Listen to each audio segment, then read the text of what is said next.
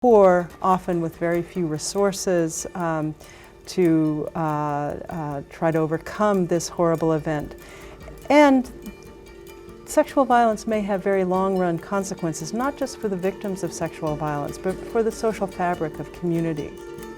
The women and girls from Kosovo have lived in suffering and stayed silent by the shadow of wartime rape in the hands of the Serbian police, the paramilitaries, and soldiers who committed these crimes against them.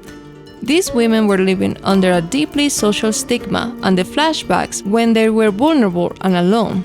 So how can you feel secure in a world that, even when it's aware of your pain and could identify who's behind it, gives you the cold shoulder of indifference instead, without realizing that invalidating your pain and trauma can be just as violent as reliving the moment where you were raped?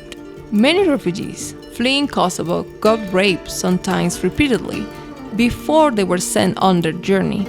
Others had already been raped in their homes, often in the presence of their family. Some have remained in Kosovo with no protection. Their testimonies speak of multiple incidents of violent rape, most often by several perpetrators, like the Serbian police, paramilitaries, or Yugoslav army soldiers.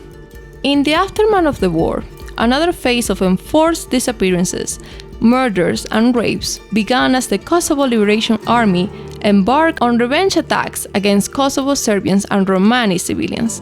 Women from those communities were raped, as were Kosovo Albanian women perceived as collaborators, leaving many rape victims of the Kosovo War with no justice, but not doing the extra effort to make sure their perpetrators wouldn't walk free and unpunished.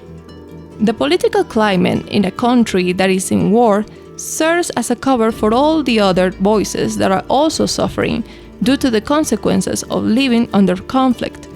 It's not only the police and military forces that are in danger. It's also civilians suffering the consequences in the hands of who is supposed to protect them.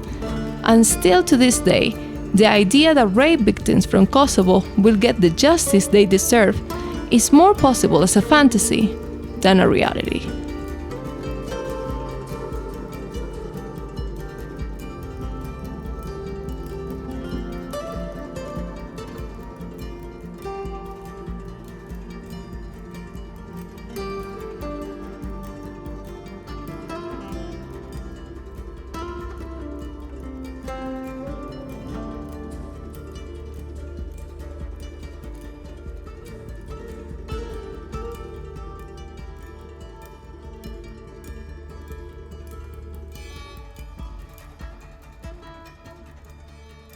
Vendi jon, shoqëria jon, neve na stigmatizon.